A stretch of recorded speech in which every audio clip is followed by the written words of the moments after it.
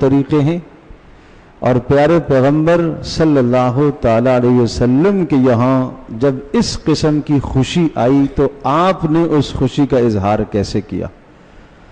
اس وقت کی نشست میں مجھے ان دونوں چیزوں کا تقابل کرانا ہے کہ ہمارے دور میں ہم اس آزادی کو کس طرح سے مناتے ہیں اور کیسے خوشی کا اظہار ہوتا ہے، اور پیارے پیغمبر صلی اللہ تعالی وسلم کے زمانے میں خوشی کا اظہار کیسے ہوتا تھا۔ اس میں کوئی شک نہیں، اسلام خوشی کے اظہار سے ہمیں منع نہیں کرتا۔ اسلام میں خوشی کا اظہار اور خوشی کے اظہار کرنے کا حکم دیا گیا ہے کہ یہ خوشی اللہ پاک نے عطا فرمائی، اور اللہ تبارک و تعالی نے جو نعمت دی ہے، اللہ پاک یہ چاہتا ہے کہ اس نعمت کا اثر اپنے بندوں کے وجود پر دیکھتا رہے، اس نعمت کا اثر بندوں کی زندگی میں ظاہر ہو، یہ اللہ کو پسند ہے۔ رسول اکرم صلی اللہ تعالی علیہ وسلم نے کس طرح سے خوشی کا اظہار فرمایا، اس کے لیے میں 3 واقعات ذکر کرتا ہوں۔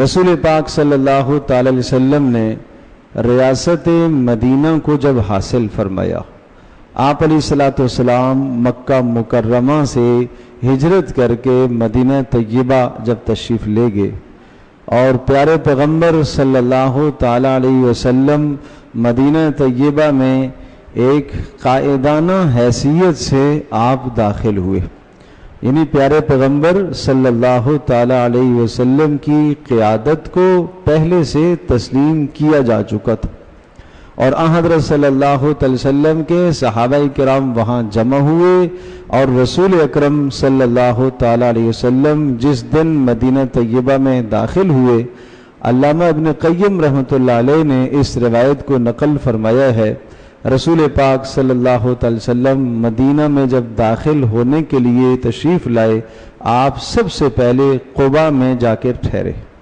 قباء مدینہ طیبہ جو رسول پاک صلی اللہ علیہ وسلم کا اس وقت کا شہر تھا، اس سے باہر کی آبادی قباء کہلاتی تھی۔ وہاں رسول پاک صلی اللہ علیہ وسلم کا چند دن قیام ہوا۔ حضرت صلی اللہ علیہ وسلم نے سب سے پہلا کام وہاں کیا، آپ نے مسجد بنوائی۔ تو مسجد سمجھ میں آئی یہ بات کہ مومن کی بنیاد تو مسجد ہے۔ حضرت صلی اللہ علیہ وسلم کو ایک نئی ریاست حاصل ہوئی تو سب سے پہلا کام کیا؟ مسجد تعمیر کروائی۔ وہاں حضرت صلی اللہ تعالی وسلم نے نمازیں ادا فرمائیں، اور پھر جمعے کے دن رسول پاک صلی اللہ علیہ وسلم باذن الہی اللہ کے حکم سے مدینہ شہر کی طرف آپ نے روانگی فرمائی۔ راستے میں جمعے کا وقت آیا، آپ نے جمعے کی نماز ادا راستے میں ہی فرمائی، اور جمعے کی نماز کی ادائیگی کے بعد آپ مدینہ طیبہ شہر میں داخل ہوئے، اور بنو النجار جو آپ علیہ الصلوۃ والسلام کے اقرباء اعزاء کا ایک قبیلہ تھا، وہاں حضرت صلی اللہ علیہ وسلم جا کر پہنچے، اور آپ نے یہ فرمایا کہ جہاں یہ اونٹنی بیٹھے گی میں وہاں ہی قیام کروں گا۔ چنانچہ حضرت صلی اللہ علیہ وسلم کی اونٹنی قصوہ حضرت ابو ایوب انصاری رضی اللہ تعالی عنہ کے گھر کے سامنے جا کر بیٹھی۔ ابو ایوب انصاری رضی اللہ تعالی عنہ کو پیارے پیغمبر صلی اللہ علیہ وسلم کا میزبان بننے کا شرف حاصل ہوا، اور ہر شخص کی یہ چاہت تھی کہ رسول اللہ صلی اللہ علیہ وسلم ہمارے یہاں میزبان بنے۔ ان دونوں مواقع میں جب قباء میں داخل ہوئے اور جب مدینہ میں داخل ہوئے، تو علامہ ابن قیم رحمۃ اللہ علیہ نے یہ روایت نقل فرمائی ہے کہ جب پیارے پیغمبر صلی اللہ تعالی علیہ وسلم قباء کے اندر تشریف لائے تو وہاں پر بھی وہاں سب جتنے بھی لوگ موجود تھے استقبال کے لیے حضرت صلی اللہ علیہ وسلم کے ارد گرد جمع ہو گئے، اور ان کی زبانوں پر کیا کلمات تھے؟ تکبیر، تسبیح، تحمید، 3 قسم کے کلمات۔ تکبیر اللہ اکبر کے کلمات کو کہا جاتا ہے، تسبیح سبحان اللہ کے کلمات کو کہا جاتا ہے، تحمید الحمدللہ کے کلمات کو کہا جاتا ہے۔ تو تحمید الحمدللہ، یہ جو نعمت حاصل ہوئی ہے یہ اللہ کے فضل سے حاصل ہوئی ہے۔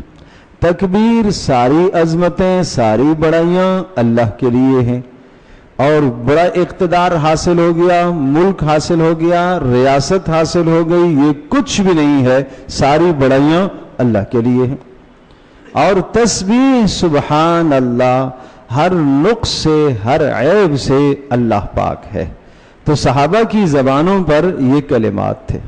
پھر جب مدینہ طیبہ کے اندر داخلہ ہوا تو اس وقت بھی صحابہ کرام رضی اللہ عنہم اجمعین کی مبارک زبانوں پر اسی قسم کے کلمات، تکبیر کے، تحمید کے، تسبیح کے، اور بعض روایت میں کہ تحلیل، لا الہ الا اللہ، لا الہ الا اللہ کا ورد صحابہ کی زبانوں پر تھا۔ تو یہ وہ لا الہ الا اللہ ہے کہ ریاست مدینہ کی بنیاد میں بھی لا الہ الا اللہ، اور ریاست پاکستان کی بنیاد میں بھی لا الہ الا اللہ۔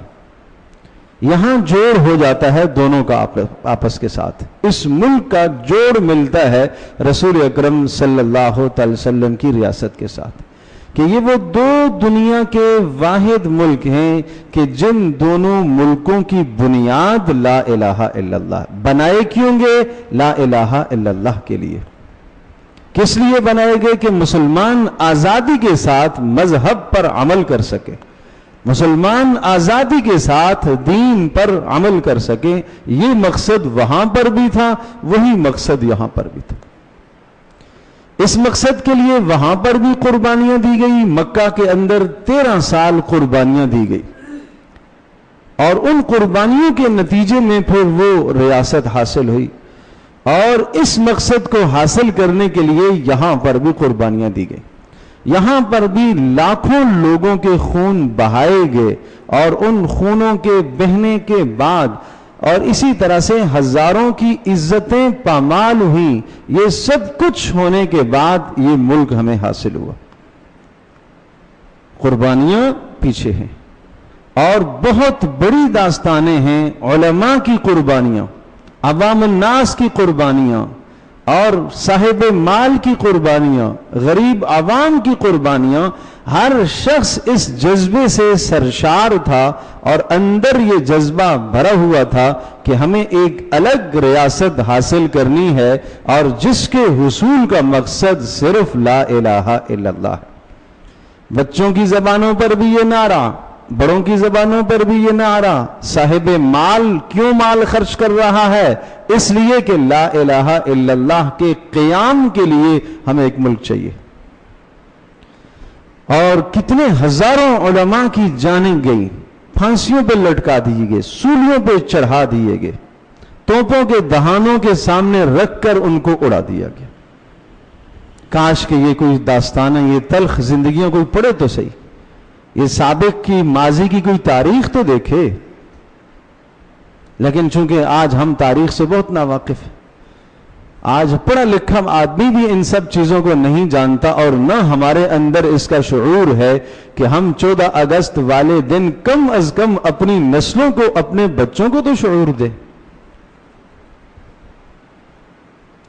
اور تیسرا واقعہ عرض کروں گا۔ اچھا، پھر جب مدینہ میں داخل ہوئے رسول پاک صلی اللہ علیہ وسلم، تو صحابہ کرام رضی اللہ تعالی عنہم اجمعین نقل کرتے ہیں کہ چھوٹے چھوٹے بچے اور بچیاں رسول اللہ صلی اللہ علیہ وسلم کے آگے آگے، اور ان کی زبانوں پر ایک ترانہ تھا۔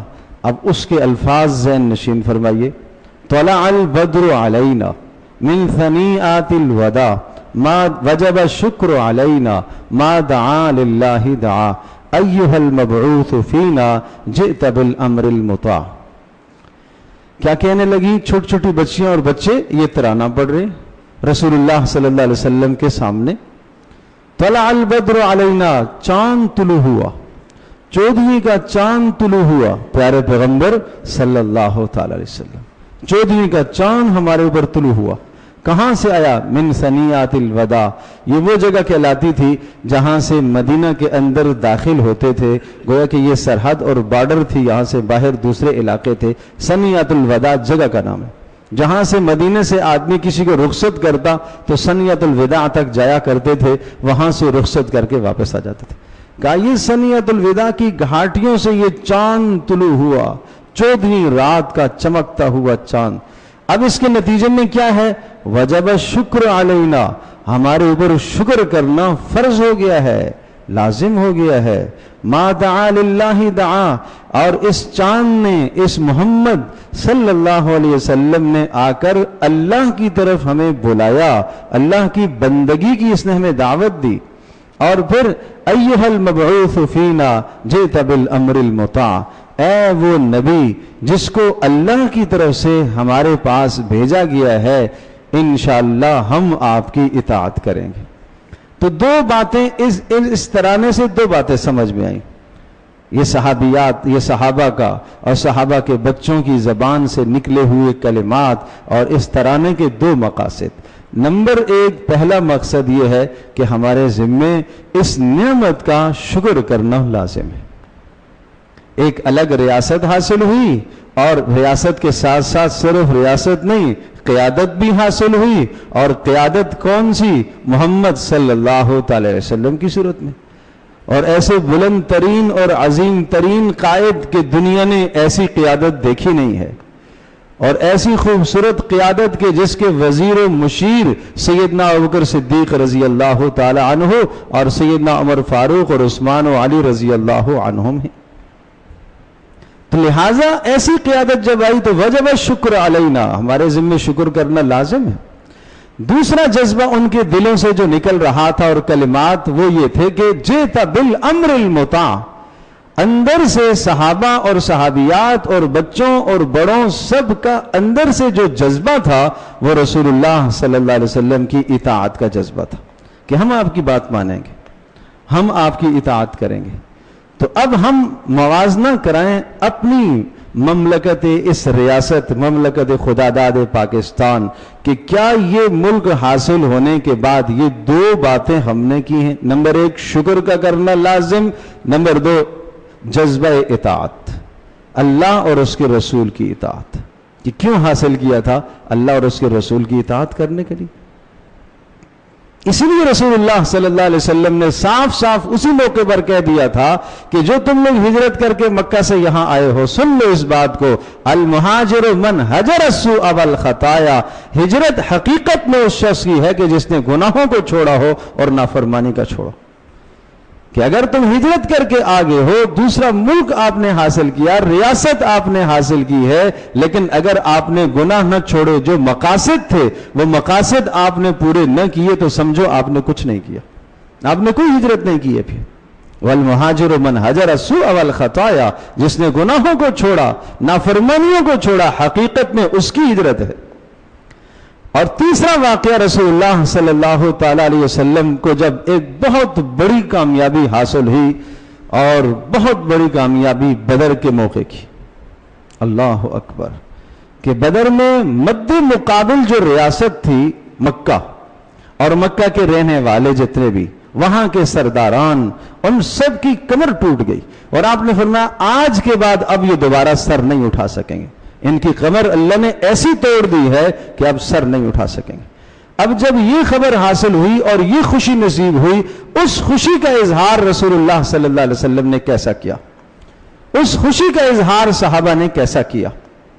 اس خوشی کا اظہار بھی پیارے پیغمبر صلی اللہ علیہ وسلم نے 2 رکعت نماز نفل سے فرمایا۔ اس خوشی کا اظہار بھی رسول اللہ صلی اللہ علیہ وسلم اور صحابہ نے اللہ کی تسبیح اور تقدیس اور تحمید سے کیا ہے، اس طرح سے اللہ کے شکر کا اظہار کیا۔ اور پھر جب مدینہ میں یہ فوج داخل ہوئی، یہ اسلامی فوج، یہ رسول اللہ صلی اللہ علیہ وسلم کے دیوانے اور پروانے جب واپس داخل ہوئے، زید بن حارثہ رضی اللہ تعالی عنہ دوڑے ہوئے پہلے مدینہ میں پہنچے اور خبر لے کر آئے کہ ہمیں اللہ تبارک و تعالیٰ نے بہت بڑی فتح عطا فرمائی اور کفر کی کمر ٹوٹ گئی، اور اللہ نے ہمیں کامیابی اور کامرانی سے ہمکنار فرمایا۔ جو بھی آتا مبارک بات کہتا اور شکر کے کلمات کہتا، زبانوں پر شکر اور سجدہ شکر۔ اور رسول اللہ صلی اللہ علیہ وسلم جب خود داخل ہوئے مدینہ کے اندر تو اس خوشی کے ساتھ اللہ نے ایک غمی کو جوڑ دیا. آپ علیہ السلام مدینہ طیبہ میں داخل ہو رہے تھے اور صحابہ آپ کی بیٹی حضرت رقیہ رضی اللہ تعالی عنہ کی قبر پر مٹی ڈال رہے تھے. یہ خوشی بھی اللہ نے دی اور خوشی کے ساتھ غمی کو بھی جوڑا. حضرت رقیہ کا وصال ہو گیا. حضرت عثمان رضی اللہ تعالی کے عقد میں تھی. اور یہ سمجھایا جا رہا ہے کہ اس جہان کے اندر خوشیوں کے ساتھ غمیاں بھی ہوتی ہیں. یہ دونوں چیزوں کا جوڑ چلتا ہے. لیکن خوشی میں انسان اپنے آپے سے باہر نہیں ہوتا ہے. اور چوتھا جو واقعہ ہے وہ رسول پاک صلی اللہ علیہ وسلم کو ایک اور بلند ترین اللہ پاک نے عزت عطا فرمائی جب مکہ فتح ہوا. اس سے بڑھ کر کیا خوشی تھی کہ پورے جزیرہ عرب کے اندر اب آپ علیہ الصلوۃ والسلام کے اسلام کا پرچم لہرانے لگا. پورے جزیرہ عرب کے اندر اسلام کا غلبہ ہوا, کفر زیر ہو گیا, اور سب سے مضبوط ترین جو طاقت تھی وہ مکہ کی تھی, وہ بھی آج ہاتھ میں آ گئی. اب رسول اللہ صلی اللہ علیہ وسلم اس آزادی کی خوشی میں پیارے پیغمبر صلی اللہ علیہ وسلم کو مکہ مکرمہ جب یہ اللہ تبارک تعالیٰ نے فتح فرما دیا اور یہ بھی اعزاز اللہ نے دے دیا, رسول اللہ کی زبان پر کیا کلمات رسول اللہ صلی اللہ علیہ وسلم کا عمل کیا, صحابہ کا عمل کیا تھا, وہ سنیے گا. پہلی بات تو یہ کہ رسول اللہ صلی اللہ علیہ وسلم جب مکہ مکرمہ میں فاتحانہ داخل ہوئے تو آپ تواضع اور انکساری سے اتنے جھکے ہوئے تھے کہ آپ کا سر مبارک اونڈی کی کوہان سے لگ رہا تھا. یہ تواضع. ورنہ فاتح قومیں جب داخل ہوتی ہیں کسی جگہ پر اور جب کسی علاقے کو وہ فتح کرتی ہیں تو وہ کس غرور اور تکبر سے داخل ہوتی ہے اور وہ کس طرح سے خون ریزیاں کرتی ہوئی داخل ہوتی ہیں. لیکن کمال ہے رسول اللہ صلی اللہ علیہ وسلم کا, آپ علیہ السلام داخل ہو رہے ہیں اور اعلان کر دیا من دخل دار ابی سفیان فہو آمن. ابو سفیان کے گھر میں جو چلا گیا اسے امن. من دخل البیت, جو بیت اللہ میں چلا گیا اس کو بھی امن مل گیا. کہا اللہ کے رسول اتنے بیت اللہ میں بھی نہیں آ سکتے, اتنے ابو سفیان کے گھر میں بھی نہیں آ سکے. آپ نے فرمایا من اغلق بابہ فہو آمن. اچھا, جس نے اپنے گھر کے اندر رہ کر اپنا دروازہ بند کر دیا اس کو بھی امن ہے. کوئی درخت نہ کاٹا جائے, کوئی درخت نہ کاٹا جائے, کسی بوڑھے پر ظلم نہ کیا جائے, کسی عورت پر ظلم نہ کیا جائے, کسی بچے کو قتل نہ کیا جائے. یہ رسول اللہ صلی اللہ علیہ وسلم کی خوشی کا دن ہے. اس کو کہتے ہیں جشن. یہ ہے پیارے پیغمبر صلی اللہ علیہ وسلم کی سیرت. اور پھر ایک آواز آئی الیوم یوم الملحمہ الیوم تستحل الکعبہ. آج تو مار دھاڑ کا دن ہے, آج تو تکا بوٹی کرنے کا دن ہے, قتل کر دیں گے ان مشرکین کو, ایسوں کو ویسوں کو. اچھا, آج یوم تستحل الکعبہ, آج یہاں تو حرمتیں پامال ہو جائیں گی. اللہ اکبر. یہ ایک آواز لگی. رسول اللہ صلی اللہ علیہ وسلم نے اس آواز کو سنا اور آپ نے فرمایا غلط ہے, غلط ہے. الیوم یوم المرحمہ, نہیں, آج ہی رحم کا دن ہے, آج ہی تو معافی کا دن ہے. اور فرمایا آج ہی تو عزتیں دینے کا دن ہے, آج تو عزت والوں کو عزت ملے گی. پیارے پیغمبر صلی اللہ علیہ وسلم اس طرح سے داخل ہوئے. تو میں نے عرض کیا کہ مدینہ میں داخلہ, پھر جب بدر کا واقعہ ہوا اس وقت کی خوشی, اور پھر جب مکہ فتح ہوا اس وقت کی خوشی. یہ تین حالات رسول اللہ صلی اللہ علیہ وسلم کی زندگی میں نے آپ کے سامنے پیش کیے. اب ان تین حالات کو ہم اپنے حالات کے ساتھ موازنہ کریں کہ ہم اس ملک کی جب خوشی 14 اگست کو مناتے ہیں تو کس طرح سے مناتے ہیں. کیا اس وقت جو یہ باجے, جو گانے, جو ہنگامے, جو شور شرابے, جو موسیقیاں, کیا رسول اللہ نے یہ کیا تھا یا آپ نے اس کا حکم دیا تھا؟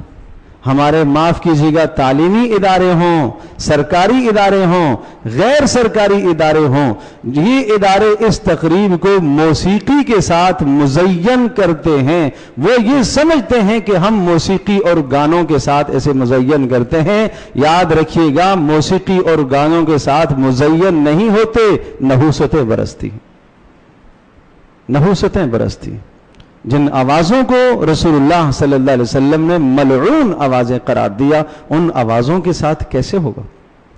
ٹھیک ہے, ملک کی مدح میں، تعریف میں، عوام کی تعریف میں، اس میں اگر کوئی قصیدہ پڑھتا ہے جس کو ملی نغمہ کہا، کوئی حرج نہیں، یہاں تک تو گنجائش ہے. لیکن جب اس کے ساتھ ساز بجتا ہے، یہ تو رسول اللہ صلی اللہ علیہ وسلم نے منع فرمایا. آپ نے فرمایا میں تو یہ موسیقی کے آلات توڑنے کے لیے نبی بنا کے بھیجا گیا ہوں، میں تو یہ ختم کرنے کے لیے آیا ہوں. نمبر 2، ہمارے جوان روڈوں پر نکلتے ہیں، کیا رسول اللہ صلی اللہ علیہ وسلم نے اعلان یہ نہیں کیا کہ کسی غیر مسلم کو بھی کوئی تکلیف نہیں ہونی چاہیے؟ یہ جو روڈوں پر 14 اگست والے دن ایک ہنگامہ ہوتا ہے، سلنسر پھاڑ کر اور نکلتے ہیں، اور یہ کیا ہے جی؟ خوشی. یہ کیا ہو رہا ہے؟ 14 اگست کی خوشی ہو رہی ہے، اور روڈوں کے سارے قوانین پامال ہو گئے، ٹریفک کے سارے اصول ضابطے تباہ اور پامال کر کے ریلیاں نکل رہی. اگر آپ کہیں گے صاحب یہ کیا ہو رہا ہے، تو کیا ہو رہا ہے؟ 14 اگست کی خوشی.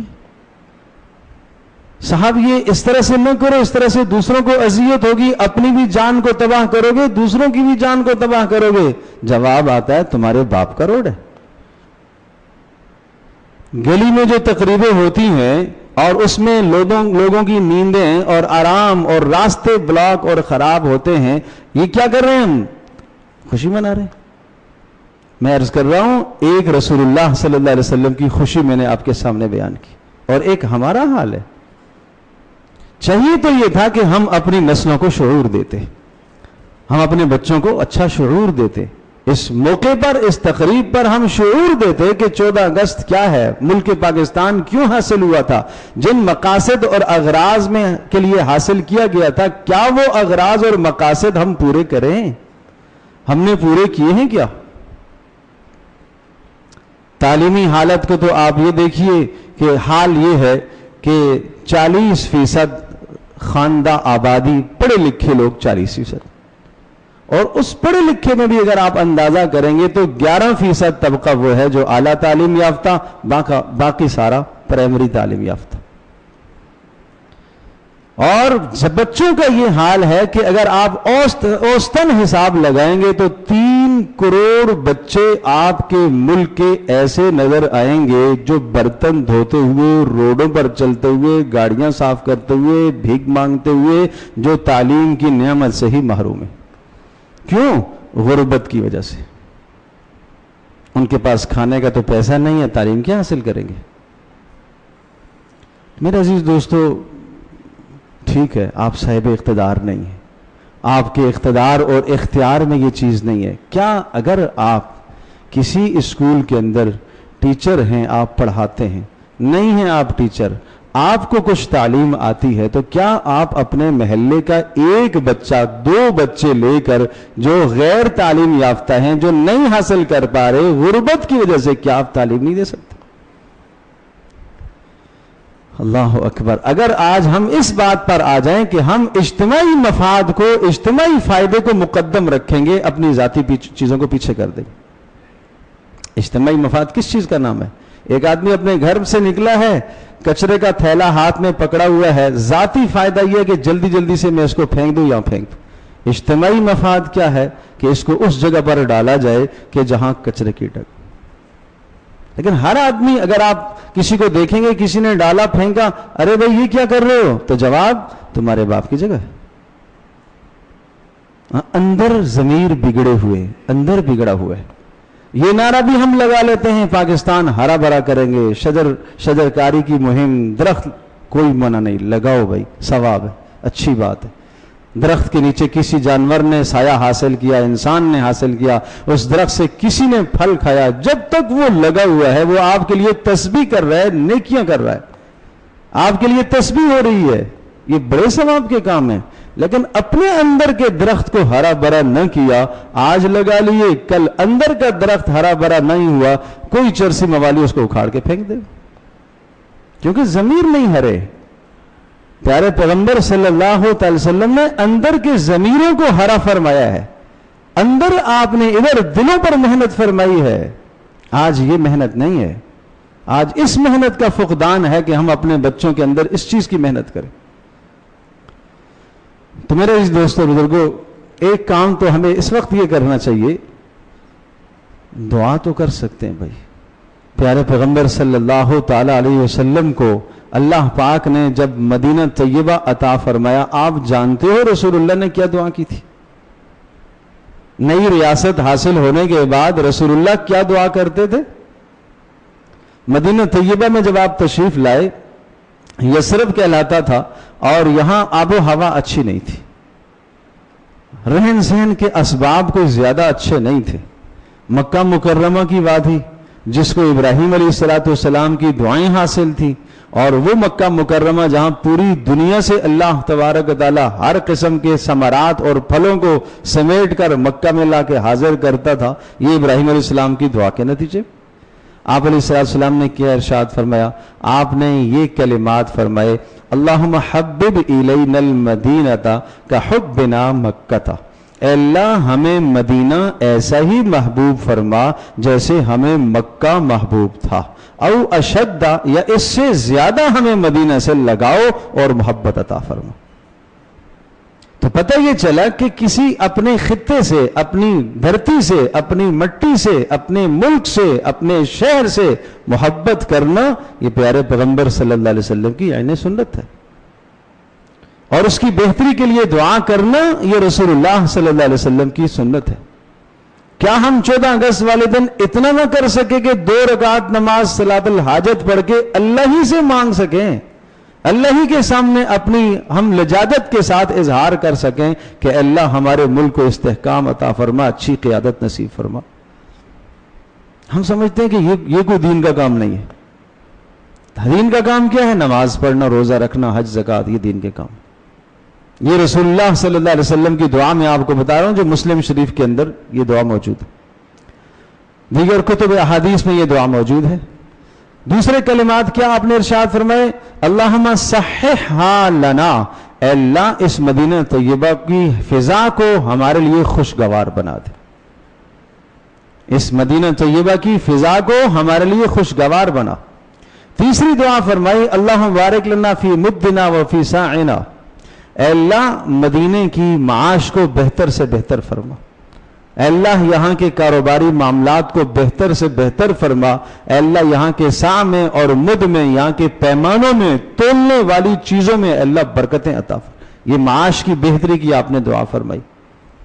صحت کی دعا فرمائی آپ نے. رسول اللہ صلی اللہ علیہ وسلم نے یہ ارشاد فرمایا، وَانْقُلِ الْحُمَا وَاجْعَلْهَا إِلَى الْجُحْفَةِ، اے اللہ یہاں سے یہ جو بیماری ہے مدینہ طیبہ کے اندر عام طور پر پہلے رسول اللہ کے جانے سے پہلے وہاں لوگ بیمار پڑ جاتے تھے، بخار کی بیماری آ جاتی تھی، ایسی فضا تھی کہ آدمی کو بخار آ جاتا تھا. صحابہ کرام رضی اللہ عنہم اجمعین بھی جب شروع میں گئے تو اس بخار کی بیماری اس میں وہ بھی مبتلا ہوئے. تو آپ علیہ السلام نے یہ دعا فرمائی کہ اے اللہ اس بخار کو یہاں سے منتقل فرما، جوفہ کی طرف لے جا. جوفہ ایک وادی تھی، اے اللہ اس کو یہاں سے منتقل کر دے. تو پتہ یہ چلا کہ دیکھو ملک کے اندر امن و امان یہ ملک کی ضرورت ہے. آپ علیہ السلام نے امن و امان کو قائم فرمایا. معاش کا مسئلہ یہ اس ملک کی ضرورت ہے، آپ علیہ السلام نے اس سلسلے کو قائم فرمایا. تعلیم کا مسئلہ یہ ایک ملک کی ضرورت ہے، رسول اللہ صلی اللہ علیہ وسلم نے نظام تعلیم کو قائم فرمایا. اور صحت یہ ایک ملک کی ضرورت ہے، رسول اللہ صلی اللہ علیہ وسلم نے صحت کے لیے دعائیں بھی فرمائی. تو ہمیں کیا کرنا چاہیے؟ ہر آدمی اپنے تئیں دیکھے کہ میں اپنے ملک کے لیے کیا کر سکتا ہوں. میں پھر عرض کروں گا وہی بات کہ ایک آدمی اپنے گھر سے نکلتا ہے، اپنی گلی کے اندر روڈ پر کچرا، گندگی، غلاظت ڈالتا ہے، اس میں کسی غیر کا تو ہاتھ نہیں ہے، یہ تو اس کا اپنا کردار ہے. یہ کیوں کر رہا ہے؟ اس کا مطلب یہ ہوا اس کو اپنے پڑوسی سے کوئی لگاؤ نہیں. اس کا مطلب یہ ہوا اس کو اپنے ملک سے کوئی لگاؤ نہیں. اس کا مطلب یہ ہوا اس کو اپنے محلے سے، اپنے شہر سے کوئی ہمدردی نہیں. اس کو صرف اپنے مفاد میں جینا ہے، صرف اپنے فائدے کے لیے یہ جینا چاہتا ہے. یہ دوسرے کے مفاد کو نہیں سوچتا، یہ اپنے نفع کو سوچتا ہے، یہ دوسرے کے نفع کو نہیں سوچتا. یہ اپنے ضرر سے اپنے آپ کو بچاتا ہے، یہ دوسرے کو اپنے ضرر سے بچانے کی کوشش نہیں کرتا. تو اتنا تو ہر آدمی کر سکتا ہے. نمبر 2، جس آدمی کے پاس علم کے جو ذرائع ہیں اور اللہ پاک نے جس کو مالی حیثیت دی ہے، ایسے افراد تلاش کرے، ایسے بچے تلاش کرے کہ جو نہیں تعلیم حاصل کر سکتے، فقر کی وجہ سے، تنگ دستی کی وجہ سے، فاقے کی وجہ سے، ان کے لیے تعلیم کا انتظام کرے۔ جتنی آپ کی حیثیت ہے، دیکھو قیامت کے دن مجھ سے آپ سے اتنا سوال ہوگا جتنی آپ کو اللہ نے حیثیت عطا فرمائی۔ لا یکلف اللہ نفسا الا وسعها، اتنا سوال ضرور ہوگا کہ جتنی اللہ پاک نے آپ کو وسعت عطا فرمائی۔ تیسرا کام جو کرنے کا وہ یہ ہے، دعاؤں کا اہتمام کرنا چاہیے، دعاؤں کا انتظام کرنا چاہیے، ملک کی بہتری اور فلاح کے لیے دعاؤں کا اہتمام کرنا چاہیے۔ اللہ تبارک و تعالیٰ سے اچھی اور نیک صالح قیادت کی دعا اللہ پاک سے کرنی چاہیے۔ اللہ پاک نے اس ملک کو کیا لذت نہیں عطا فرمائی، 4 موسم جس ملک کے پاس موجود ہیں، ہر قسم کی فصل ہے، سال میں 2 بار جو فصلیں دیتا ہے، معدنیات جس کے اندر اتنی اللہ تبارک و تعالیٰ نے رکھی ہیں، ذخائر اللہ پاک نے اتنے جس ملک کے اندر رکھے ہیں، اور یہ سب کچھ ہونے کے باوجود نہیں ہے، تعلیم نہیں ہے۔ تعلیم اس وقت وہ ایک پیشہ بن چکی ہے، تعلیم سکھانے والے پیشہ، میڈیکل سوائے پیشے کے اور کچھ نہیں ہے۔ ایک آدمی بیمار ہے، اگر ضرورت اس کی پوری ہو سکتی ہے 100 کی دوائیوں سے، اس کے لیے 1000 کا نسخہ لکھنا بھی ضروری ہے۔ کیوں؟ ہدف اور مقصد اپنا پیٹ ہے، دوسرے کے مفاد نہیں ہے۔ ہدف اور مقصد اپنی ذات ہے، دوسرے کا فائدہ نہیں ہے۔ میرے عزیز دوستو اور بزرگوں، پیارے پیغمبر صلی اللہ علیہ وسلم نے جو ہمیں معاشرہ دیا، اس میں دوسروں کے لیے جینا بھی سکھایا۔ اور آخری بات، 3 آیتیں پیش کروں گا، 3 باتیں کہ جب ناشکری، اسی کا معنی ہے ناشکری، کہ ذاتی مفاد کو مقدم رکھنا، اجتماعی مفاد کو چھوڑ دینا، ملک کی فلاح اور بہتری کو نہ سوچنا، تو 3 باتیں اللہ کا فرمان ہے، ذَلِكَ بِأَنَّ اللَّهَ لَمْ يَكُنْ مُغَيِّرًا نِعْمَةً أَنْعَمَهَا عَلَىٰ قَوْمٍ۔ اللہ پاک کسی نعمت کو دے کر نہیں چھینتا جب تک لوگ خود نہ اسے تباہ کرے،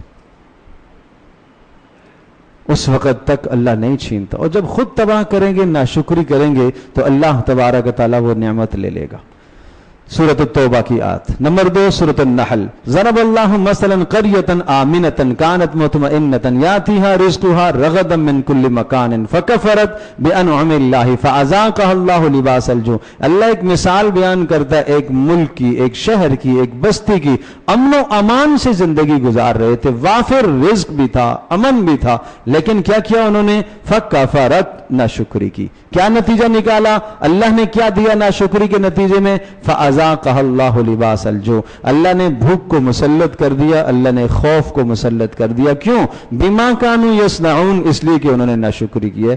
ناشکری کا یہ نتیجہ ہے۔ نمبر 3، لَقَدْ كَانَ لِسَبَإٍ فِي مَسْكَنِهِمْ آیَةٌ، ایک سرسبز و شاداب ملک تھا قوم سبا کا، یمن کا علاقہ، ہر قسم کی فراوانی اللہ پاک نے ان کو عطا کر رکھی تھی، فصلیں بھی تھی، باغات بھی تھے، پانی بھی تھے، ہر شے موجود تھی، لیکن جب انہوں نے ناشکری کی، فَأَعْرَضُوا فَأَرْسَلْنَا عَلَيْهِمْ سَيْلَ الْعَرِمِ، فرمایا جب انہوں نے ناشکری کی تو وہ جو آمدنی کے ذرائع تھے، ان سب ذرائع کو ہم نے تباہ کر دیا، اور ان کے باغات کو ہم نے کھنڈرات میں اور کانٹوں میں اور جھاڑیوں میں بدل دیا۔ اللہ آگے فرماتا ہے، وَهَلْ نُجَازِي إِلَّا الْكَفُورَ، ہر ناشکرے کی سزا اسی طرح سے ہم دیا کرتے۔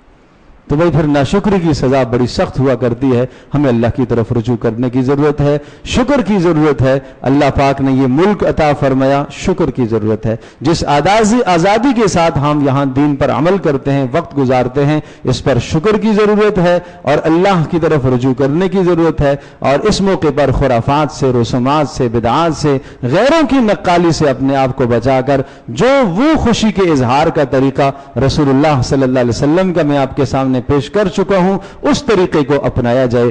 اللہ پاک ہم سب کے لیے سمجھنا عمل کرنا آسان فرمائے۔